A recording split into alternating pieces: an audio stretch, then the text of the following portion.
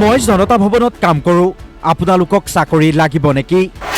5 লাখ টকা দিয়ক চাকৰি লওক 27 তাৰিখে লিষ্ট ওলাব একদম ঠিক হ'ব তুমি মইতো কালি কথা পাতিছোঁ তোমাৰ লগত 6 বছৰ 8 বছৰ উঠিছতো আপুনি কাগজ দিয়ক মোক কিবা এটা দিয়ক 27 তাৰিখে কাগজ দিব আপোনাৰ কথা ঠেট নাই ন বস্তুটো বোলে সেনেকুৱা নহয় নহয় 27 তাৰিখে কাগজ ওলাব আপুনি মোক 19 তাৰিখে জইনিং আছে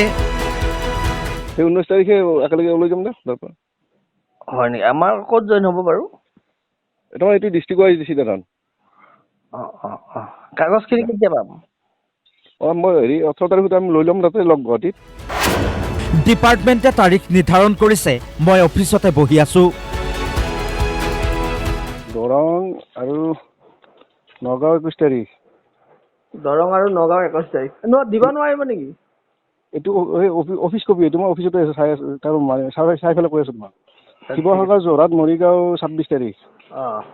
নলবাৰী কামৰূপ গ্ৰাম্য আৰু মেট্ৰ' বৰপেটা 27 তাৰিখ শোণিতপুৰ গোলাঘাট বঙাইগাঁও গোৱালপাৰা হ'ল 28 তাৰিখ আচ্ছা ধেমাজি ডিব্ৰুগড় লখিমপুৰ আৰু হাইলাকান্দি হ'ল 29 তাৰিখ লাষ্ট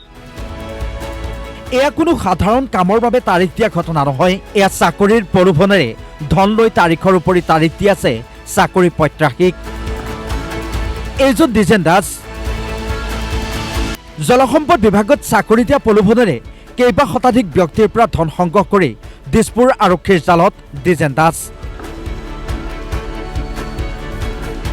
বুধবাৰে দিছপুৰ আৰক্ষীয়ে নলবাৰীৰ বাসগৃহৰ পৰা গ্ৰেপ্তাৰ কৰিছে দ্বিজেন দাসক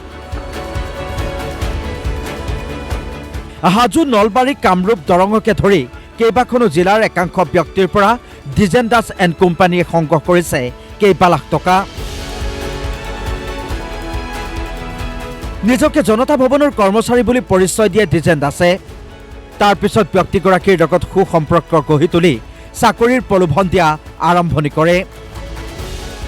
পিছে দ্বিজেন দাসে নিজকে ধোৱা তুলসীৰ পাত সজাবলৈ এয়া মনে সজা ব্লেকমেইলিং বুলিহে মন্তব্য কৰিলে কেমেৰাৰ সন্মুখত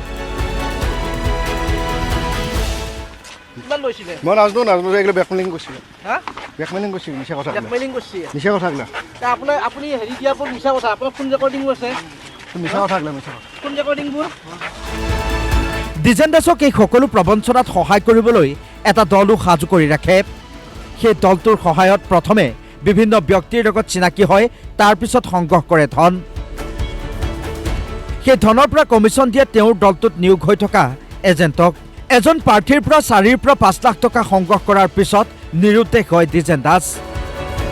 বিগত বৰ্ষৰ অক্টোবৰ নৱেম্বৰ মাহতেই দ্বিজেন দাসৰ বিৰুদ্ধে মহানগৰীৰ কেইবাখনো থানাত ৰুজু হৈছিল গোচৰ সেই গোচৰৰ তদন্ত কৰি বুধবাৰে নিশা নলবাৰীৰ বাসগৃহৰ পৰা দিছপুৰ আৰক্ষীয়ে গ্ৰেপ্তাৰ কৰে দ্বিজেন দাসক ইতিমধ্যে আৰক্ষীয়ে জিম্মাত লৈ সোধা পোছা অব্যাহত ৰাখিছে লক্ষণীয় হ'ব দ্বিজেন দাসৰ লগত জড়িত হৈ থকা আনসকল সহযোগী কেতিয়া পৰিব আৰক্ষীৰ জালত ভিডিঅ' জাৰ্নেলিষ্ট দশৰথ তালুকদাৰৰ সহযোগত জয়ন্ত শৰ্মাৰ ৰিপৰ্ট DY365